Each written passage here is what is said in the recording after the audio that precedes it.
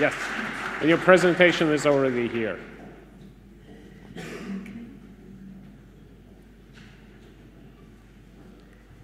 Just a technical question, if I may. Is it a touch screen? It's a touch screen. So if I do this? Yeah, you might do that if you wish. Yeah. And there's this little thing. Okay. Thank you. Thank you so much. Thank you for your help. And ladies and gentlemen, things happen, so please bear with us. I'll try to compensate you somehow for this little mishap in the program organization.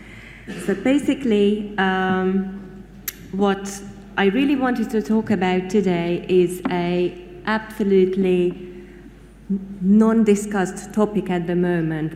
When I say non-discussed, I mean that it's not properly discussed and there is not enough credit given to the position of CEOs when it comes to EU digital single market and GDPR. Before that, let me give you a very short company profile introduction to my company and myself as well.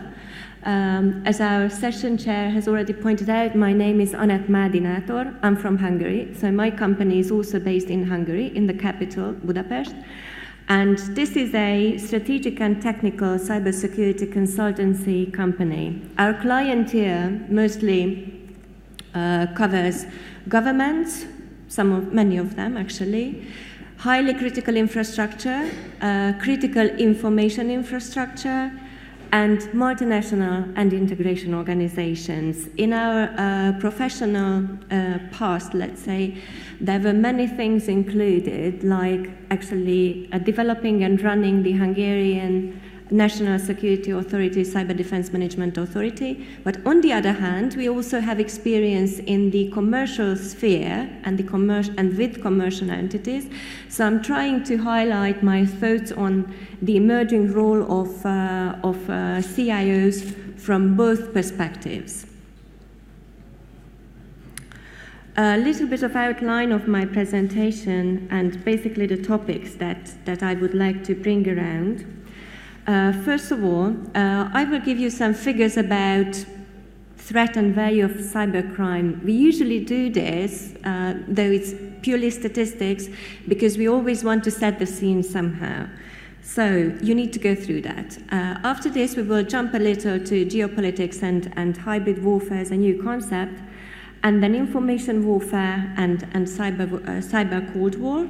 And then we will start discussing the business values that are changed through these issues and how these all impact information security leaderships at companies that simply operate in the digital economy.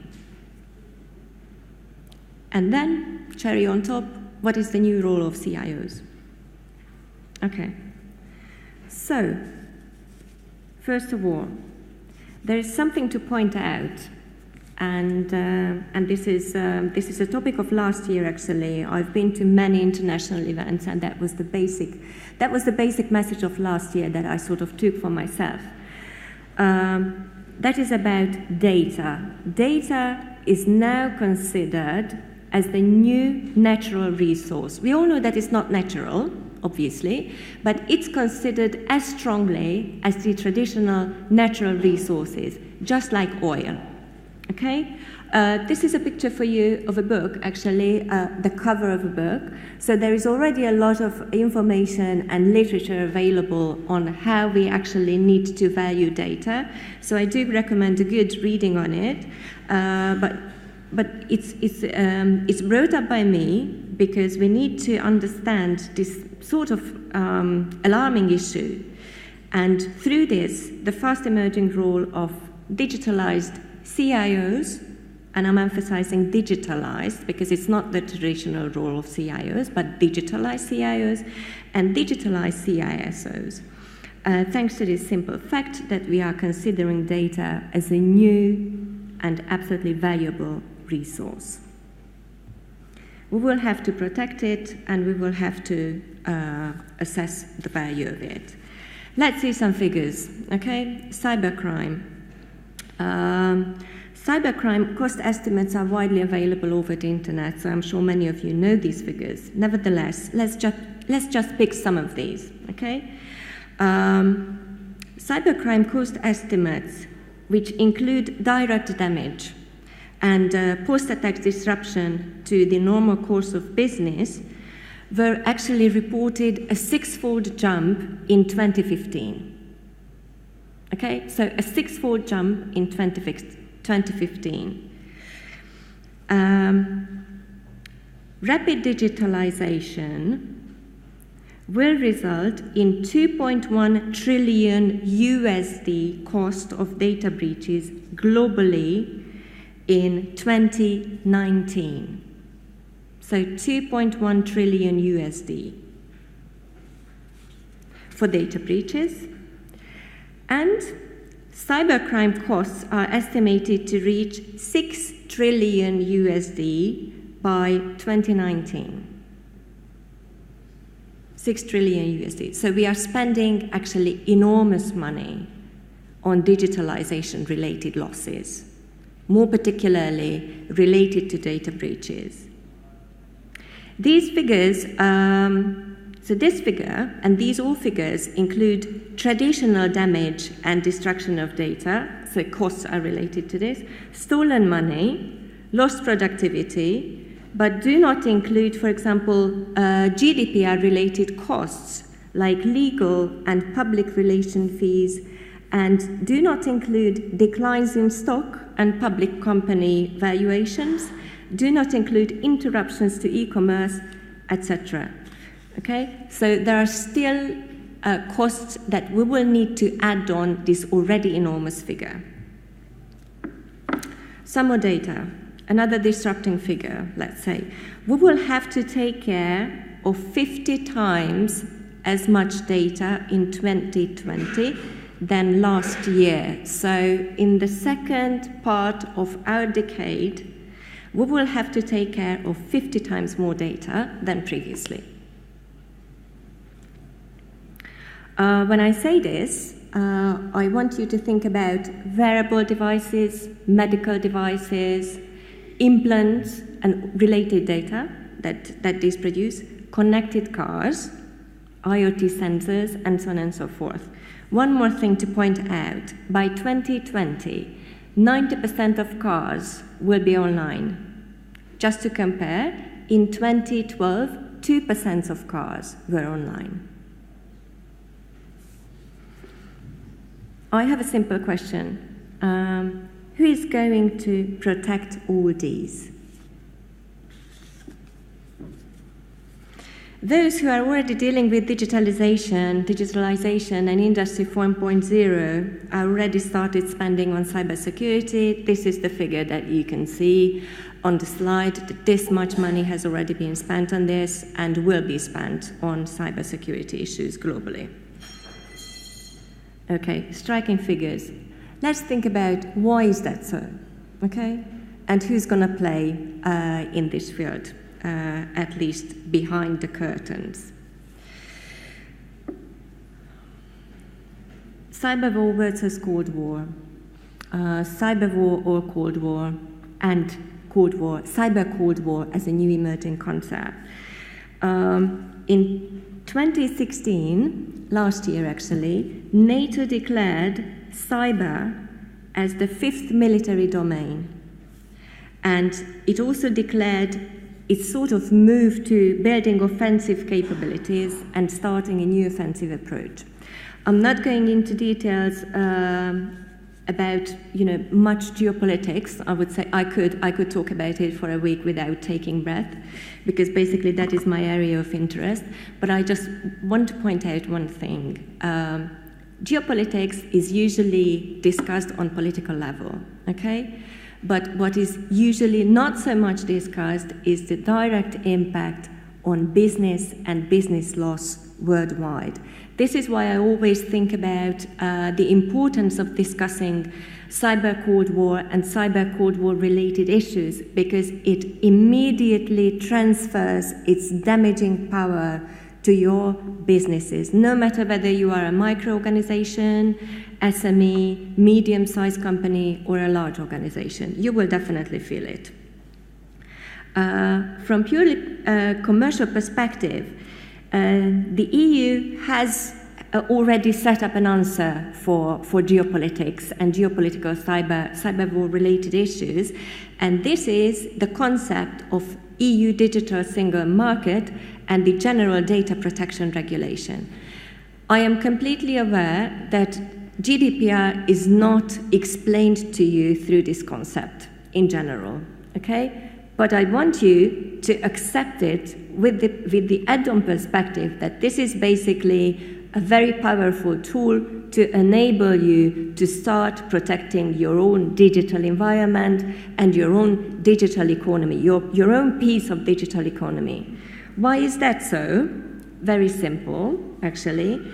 General Data Protection Regulation will force you to implement security by design and privacy by design baselines. Without implementing these absolutely simple sounding baselines, you will not be able to run your digital business in general, because you will be very strongly affected by the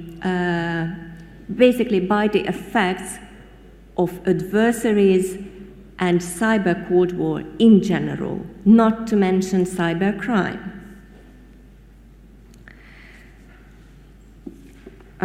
General Data Protection Regulation, so the basic motivation of actually implicating this was based on protecting personal data, as it already says. And we are all familiar with the EU regulations, the past EU regulations related to protecting personal data.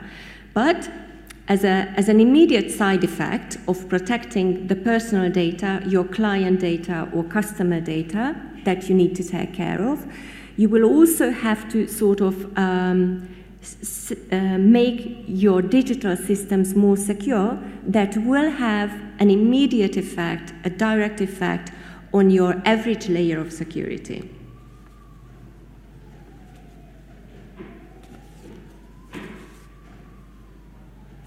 But who will do all this work? What do you think? Whose responsibility will that be?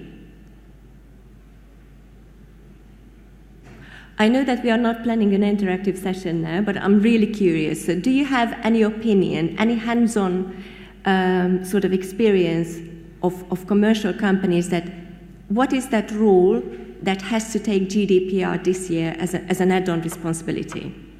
Anyone?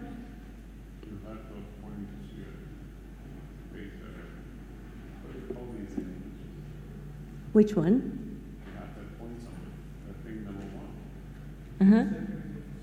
Security officer. No, it's not the security officer. Basically, in our clientele, in the company clientele, we have experienced an absolutely strange, alarming, and striking issue.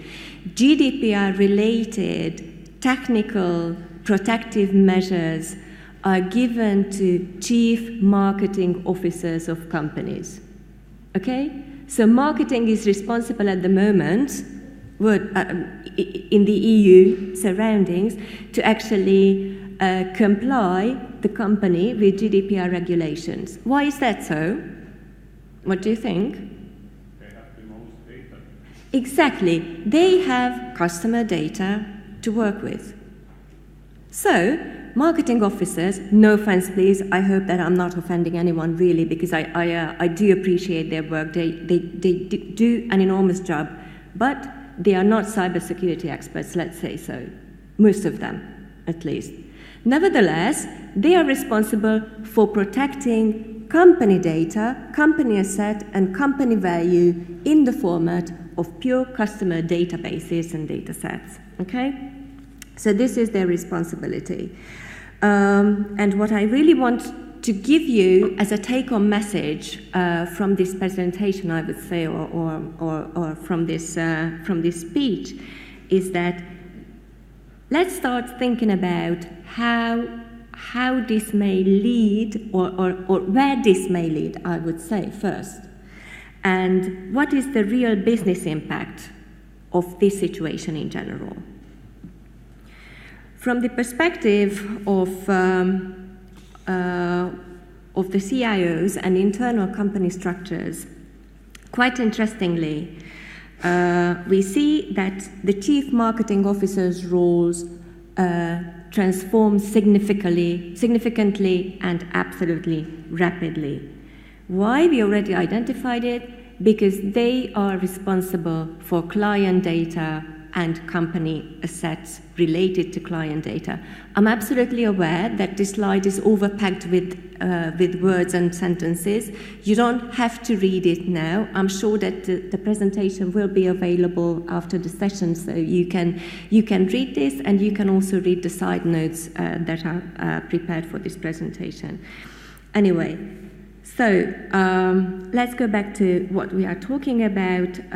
So it's the marketing that has to deal with customer data, so they are responsible for the security. But are they knowledgeable about this? I guess so not, so let's move on. Who else can be involved in this process? Have you heard about the Chief Digital Officer concept? Anyone? So you're not involved in marketing, I believe? Not really? There are some in telco companies here, for example. Yeah, exactly. There are some chief digital officers at telco companies. Thank you very much. Yes, but this is still a new concept to emerge, okay? Somehow, from the perspective that we can actually position the chief digital officer in between the chief marketing officer and the chief information technology officer of a company. So what I'm trying to do now, I'm trying to point out the person or the role who should be responsible for GDPR regulations and GDPR compliance within a company. I'm trying to pick the role, okay? So, one step further that I'm suggesting now is thinking about digitalized CIO roles. Originally, we have CIOs. We've been having them around for like decades, okay? Chief Information Officer. Originally, they used to deal with paper-based data, so it's almost like physical data, but now they have to deal with electronic and digitalized data, and they have to be prepared for that in their minds. And they also have to, in their changed role, they also have to meet millennial customer needs, because all of you, or all of those who actually run commercial companies, are driven by the needs of their customers. And the millennial customer needs and customer demands turn to privacy and digital privacy in a completely new way.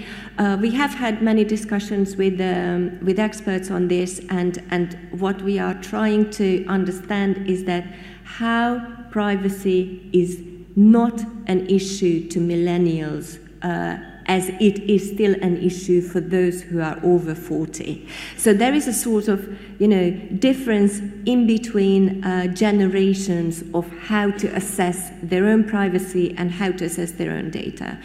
On the other hand, the digitalized economy is moving very fast.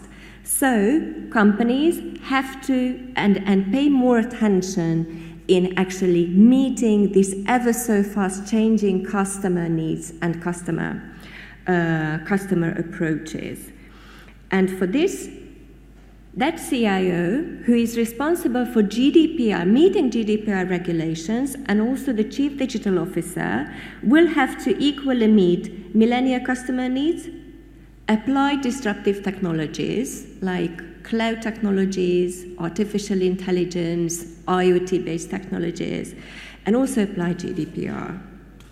Why is that so? Because, let's go back to geopolitics a little bit. Since the game-changing 2016 US presidential elections, but that was last year actually, we all know that a major stake of people, and now please think as customers of a digital economy, because politics is also a digital economy, formulate decisions based on fully digital impulses. If you think about last year's election, 43% or even more, but minimum 43% of US citizens who participated in the election gained their political impulses and formulated their digital political opinion purely based on digital impulses. And if you translate it to our digital economy, then you need to actually understand that the behavior of a typical customer is more than 43% based on fully digitalized impulses. This is what you need to meet, and it's a fast and ever-growing and ever-changing surrounding. From this perspective, anyway, cyber espionage and digital data compromise are the most severe issues to tackle. This sentence may seem out of the box, but still, you need to think about adversaries, and you need to think about your peaceful digital economy in a parallel way. And the CIO's role is getting more and more complicated in these double surroundings.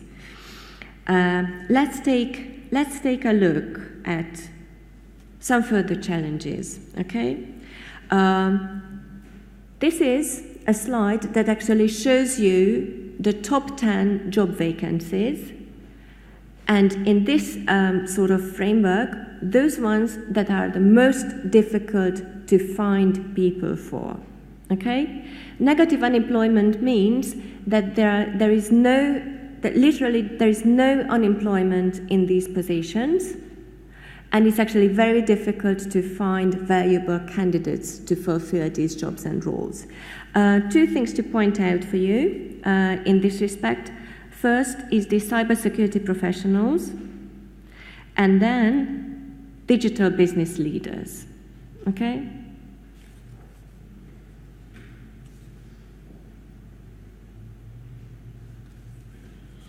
And some takeaway messages.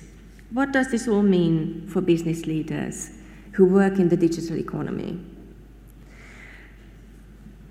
We can't avoid implementing disruptive technologies, and that may also raise the level of digital security. For example, think about cloud technologies, okay, and blockchain. The same people have to create a more adaptive company structure, a bit more matrix-like. So we have to forget about these individual silos put parallel to one another. And we have to raise a new type of CIO, a digitalized CIO, who understands business procedures, okay? Who understands customer behavior, who understands and is able to implement disruptive technologies, so the newest technologies on which basis we are running our digital businesses, and who is able to tackle GDPR-related issues at the same time, primarily related to privacy by design and security by design issues. Ladies and gentlemen, thank you for your attention. I'm very happy that I could share my thoughts with you. And I do invite you to think about these issues further, because this will be one of the greatest challenges that we will have to tackle in the remaining years of this decade, to find a new place for digitalized CIOs and to actually educate them, to be able to meet them, to make them able to meet them, the new challenges. Thank you so much. Okay, Anett, 1 second. I want to give you something as a thank you from the organizers. Now, here's a nice little certificate, and this is something heavy.